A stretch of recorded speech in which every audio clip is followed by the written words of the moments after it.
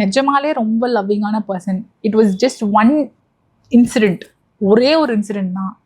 And அந்த incident திருப்பி நடக்கக்கூடாதுன்னா அதுக்கு நம்ம சில அடாவடியான முடிவுகள் எடுக்க வேண்டியது இருக்கும்.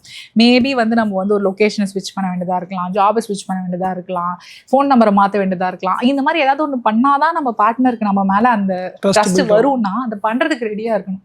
நான் எதுவுமே பண்ண மாட்டேன், அதே மாதிரி தான் இருக்கும், ஆனால் என் பார்ட்னர் வந்து என்னை மன்னிச்சு அக்செப்ட் பண்ணிக்கணும் போது then that becomes very difficult. They are putting the entire load on this one person who did not even cheat to begin with. And that's not fair.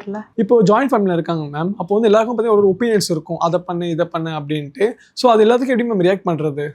Okay, joint family செட்டிங்கில் there are lot of people இருந்தனால lot of பீப்புள்னு கூட அவசியம் இல்லை. ஏன்னா வந்து husband wifi தவிர்த்து வேறு யார் இருந்தாலும் அது ஜாயிண்ட் ஃபேமிலியாக தான் ஆயிடுச்சு.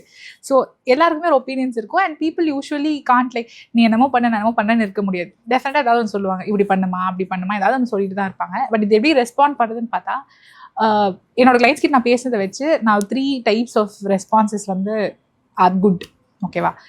ஒன்று என்னதுன்னா, லெட்ஸ் சே அவங்க வந்து ஒரு விஷயம் சொல்கிறாங்க, அது ரொம்ப சிம்பிளான விஷயம், it will take for you like 2 minutes to do that thing and it's not even a big deal அப்படின்னா ஆக்சுவலாக அதை பண்ணிட்டு போயிடலாம். அது நீங்கள் சண்டே போடுறது. இப்போ ஃபார் எக்ஸாம்பிள் லெட்ஸ் சே உங்கள் ஃபேமிலியோட போய் அந்த ஹஸ்பண்டோட கொள்ளு பாட்டியை பார்க்க போகிறோம். அது வந்து it's going to happen like once in a year. அந்த பாட்டியை பார்க்க போகும்போது நம்ம வந்து கொஞ்சம் ட்ரெடிஷ்னலாக ட்ரெஸ் பண்ணிட்டு போகலாம் அப்படின்றது தான் ஒரு விஷயம். அப்படின்னா it's not everyday thing, it's not a recurring thing, it's a கொள்ளு பாட்டி. அவங்களுக்காக நம்ம வந்து ஒரு நாள் கொஞ்ச நேரத்துக்கு இப்படி ட்ரெஸ் பண்ணுறது ஒரு பெரிய பிரச்சனை இல்லைன்னா அதை பண்ணிட்டு போயிடலாம். If it is not a big deal to you also. ஏன்னா சம்டைம்ஸ் இந்த சாரி விஷயம் கூட most of the women no, they don't hate sari or any thing.